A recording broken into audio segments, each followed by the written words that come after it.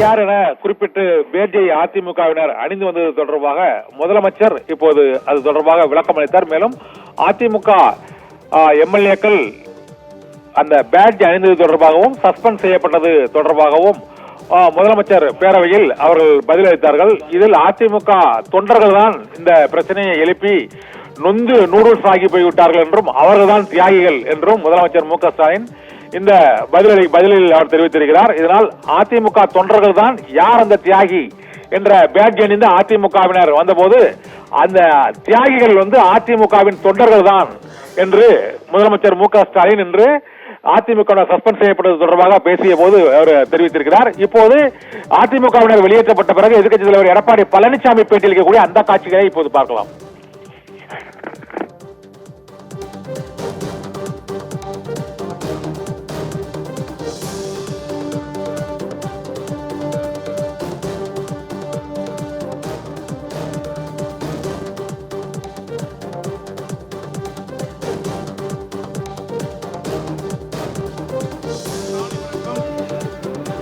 இன்றைய தினம் சட்டமன்றத்தில் எதிர்க்கட்சி என்ற முறையில் டாஸ்மாக் நிறுவனத்தில் நடைபெற்ற ஊழல் குறித்து பேசுவதற்கு அனுமதி கேட்டோம். அனுமதி மறுக்கப்பட்டது. 6/3/2025 அன்று 4 நாட்கள் டாஸ்மாக் தலைமை அலுவலகம் மற்றும் இதர அலுவலகத்திலும்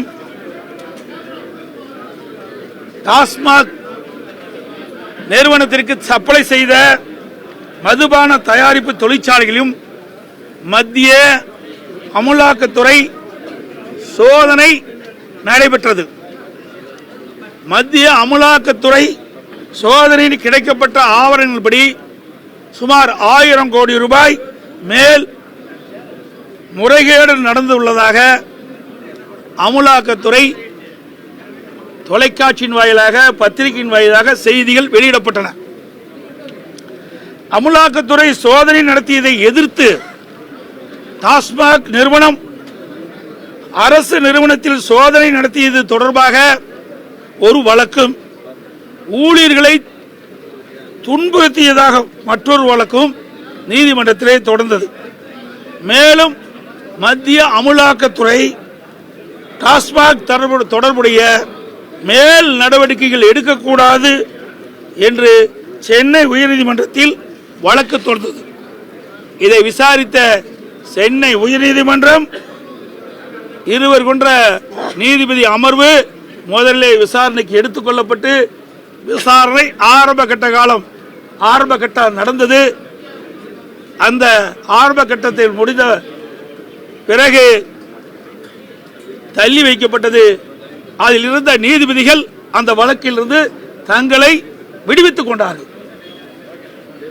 உயர்நீதிமன்ற தலைமை நீதிபதி அவர்கள் மற்றொரு அமர்வை இந்த வழக்கு சம்பந்தமாக விசாரிக்கலாம் என்று ஒரு புதிய அமர்வை நியமித்தார்கள். அந்த அமர்விலே இந்த வழக்கு வந்தது. அதை சந்திக்க திராணி இல்லாத இந்த டாஸ்மாக் அரசு நிறுவனமான டாஸ்மாக் நிறுவனம் உச்ச நீதிமன்றத்தை இன்றைய தினம் நாடி இருக்கிறது. இந்த அமலாக்கத்துறை தொடர்புடைய வழக்குகள் எல்லாம் வேறொரு மாநிலத்தில் உள்ள உயர்நீதிமன்றம் விசாரிக்க வேண்டும் என்று இன்றைய தினம் உச்ச நீதிமன்றத்திலே மென்ஷன் செய்திருக்கின்றது. அதை குறித்து தான் நான் இந்த அரசுடைய கவனத்துக்கு கொண்டு வந்தேன். அதை இந்த அரசு அனுமதிக்கல. ஒரு அரசாங்கமே அரசாங்கத்தை சார்ந்த நிறுவனம் டாஸ்மாக் நிறுவனம். ஏன் தமிழ்நாட்டில் இருக்கின்ற உயர்நீதிமன்றம் அந்த வழக்கு விசாரணையை எடுத்துக்கொள்ளக்கூடாது, வேறொரு மாநிலத்துக்கு ஏன் மாற்ற வேண்டும் என்றுதான் நாங்கள் கேள்வி எழுப்பினோம். இந்த மக்களுடைய கேள்வியும் இதை பேசுவதற்கு அனுமதி கொடுக்கவில்லை. இன்றைக்கு சட்டப்பேரவைத் தலைவர்களும் அவை முன்னவர்களும் அவையிலே பேசுகின்ற பொழுது நீதிமன்றத்தில் வழக்கு நடைபெற்றுக் கொண்டிருக்கின்ற போது அது பொருள் குறித்து பேச வேண்டாம்னு சொல்றார். அது நாங்கள் ஏற்றுக்கிட்டோம். அதுக்குள்ளேயே நாங்கள் போகல. ஆனால் இன்றைய தினம் இன்றைக்கு டாஸ்மாக் நிறுவனம் என்பது அரசு சார்ந்த நிறுவனம். அந்த நிறுவனமே அரசின் சார்பாக உச்ச நீதிமன்றத்திலே இந்த அமலாக்கத்துறை சம்பந்தமான வழக்கை தமிழ்நாட்டில் இருக்கின்ற உயர்நீதிமன்றம் நடத்தக்கூடாது, அதற்கு பதிலாக வேறு மாநிலத்துக்கு உயர்நீதிமன்றம் நடத்த வேண்டும் என்று இன்னைக்கு மென்ஷன் செய்து அதைத்தான் நாங்கள் கேட்கின்றோம்.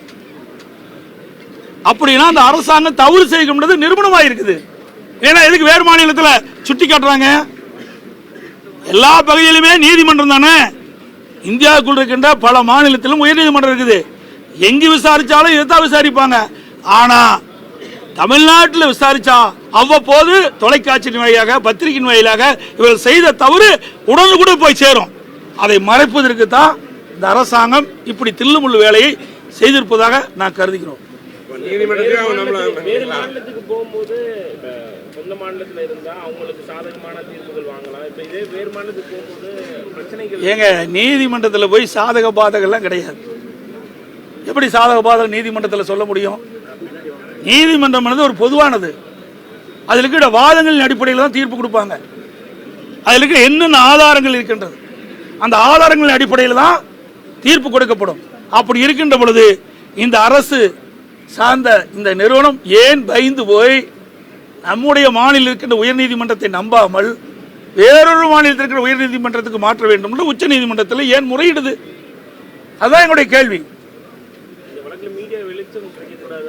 ஆமா, அதுதான் முக்கியம். ஏன்னா வேறொரு மாநிலத்துக்கு போயிட்டா இங்க இருக்கிற தொலைக்காட்சியெல்லாம் இவருடைய தவற சுட்டி காட்ட மாட்டீங்க, பத்திரிகையில் வெளியே வராது. ஏன்னா வேறொரு மாநிலம் இருக்கும்போது அந்த மாநிலத்துக்கு சம்பந்தப்பட்ட பிரச்சனை தான் முன்னெடுப்பாங்க.